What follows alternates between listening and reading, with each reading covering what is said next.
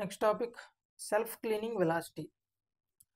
Minimum flow velocity at which no silting and no settling of particles occurs in the sewer is known as self-cleaning velocity. అంటే ఒక సీవర్లో ఆ sewage particles అంటే ఆ particles settling అదేవిధంగా silting అవ్వకుండా ఎంతైతే minimum flow వెలాసిటీని మనం ఉంచుతామో దాన్నే మనం సెల్ఫ్ క్లీనింగ్ వెలాసిటీ అంటాం. ఈ సెల్ఫ్ క్లీనింగ్ వెలాసిటీలో which occurs both floating and heavy solids to get easily ట్రాన్స్పోర్టేటెడ్.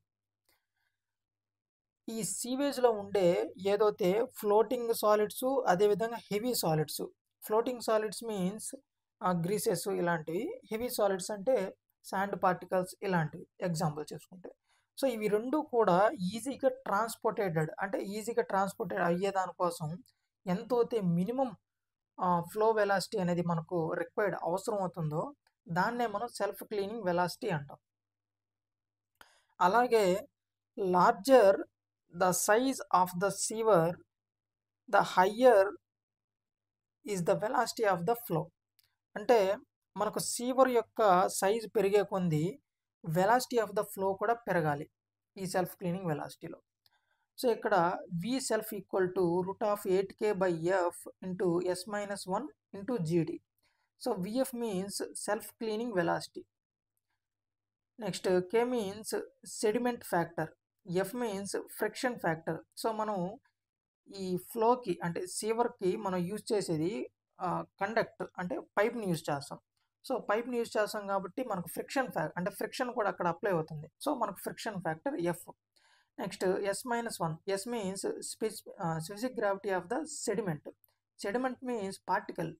So ఏదైతే మనకు సీవర్లో ఉండే పార్టికల్స్ ఉంటాయి కదా, శాండ్ కానీ గ్రిట్ ఇలాంటివన్నీ కూడా, సో వీటి యొక్క specific gravity S means. Next అదేవిధంగా జీ మీన్స్ మనకు గ్రావిటీ, డి మీన్స్ అంటే సెడిమెంట్ యొక్క సైజు డయామీటర్. నెక్స్ట్ అదేవిధంగా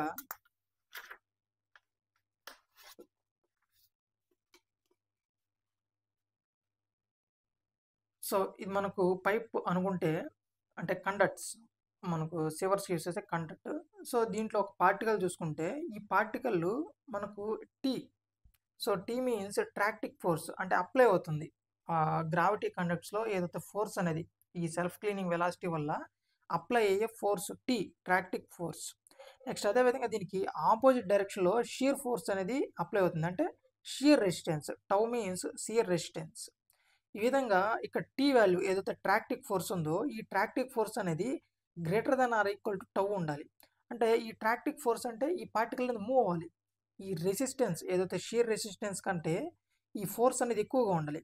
అలాంటప్పుడే కదా ఆ పార్టికల్ అనేది కిందకి ఫ్రీగా మూవ్ అవ్వగలుగుతుంది, అంటే ఈజీగా ట్రాన్స్పోర్ట్ అవ్వగలుగుతుంది. సో అందువల్ల టీ వాల్యూ అనేది ఎప్పుడు అంటే ట్రాక్టిక్ ఫోర్స్ ఎప్పుడు అంటే always greater than or equal to shear resistance అవ్వాలి. ఇక్కడ చూసుకుంటే self cleaning velocity, so V self equal to nearly మనకు ఏదైతే మనకు కండక్ట్ యూస్ చేస్తామో ఈ కండక్ట్లో ఉండే మినిమం వెలాసిటీ ఎంత ఉండాలంటే 0.6 మీటర్ పర్ సెకండ్స్ నుంచి 0.9 మీటర్ పర్ సెకండ్ ఈ రేంజ్లో ఉండాలి ఈ సెల్ఫ్ క్లీనింగ్ వెలాసిటీ. ఒక సెకండ్కి 0.6 మీటర్ అనేది ఫ్లో అవ్వాలి. అక్కడి నుంచి 0.9 వరకు, 0.6 మీటర్ నుంచి 0.9 మీటర్ వరకు 1 సెకండ్స్లో ఆ ఫ్లో వెలాసిటీ అనేది ఉండాలి. సో ఇది సెల్ఫ్ క్లీనింగ్ వెలాసిటీ అంటే. ఓకే గైస్, ఈ వీడియో మీకు నచ్చినట్లయితే లైక్ చేయండి, అదేవిధంగా మన ఛానల్ని సబ్స్క్రైబ్ చేయండి. Okay guys, thanks for watching.